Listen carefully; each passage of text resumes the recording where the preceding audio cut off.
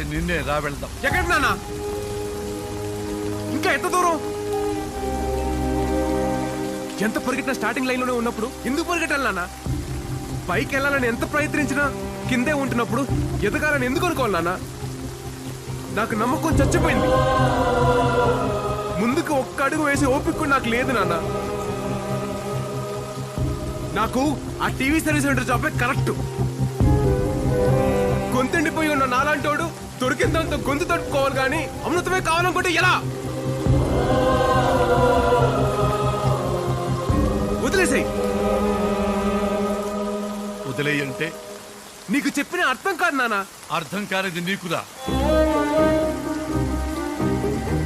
మా జనరేషన్ లో అంటే తండ్రులం మీలా కొడుకుల్లా ఉన్నప్పుడు చిన్న వస్తువు పాడైపోతే దాన్ని ఎలా బాగు చేయాలా అని బాగు చేసుకుని దాంతో పాటు ముందుకెళ్లేవాళ్ళం. కానీ మీ జనరేషన్ లో అంటే మీరు ఒక వస్తువైనా ఒక వ్యక్తి అయినా కన్న కలైనా బాగోనప్పుడు దాన్ని వదిలేసి వేరే దాన్ని వెతుక్కుంటూ వెళ్లిపోతారు. ఇలా వదులుకుంటూ వెళ్లిపోతే చివరికి ఏం మిగులుతుందిరా? కొత్త చేతులు తప్ప.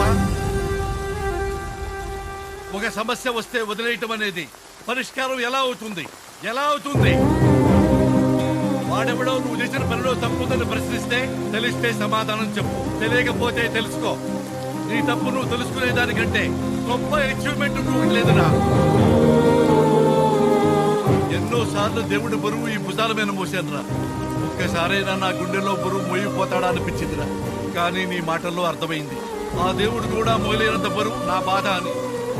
ఏంట్రా టీవీ సర్వీస్ సెంటర్లో పనిచేస్తావు?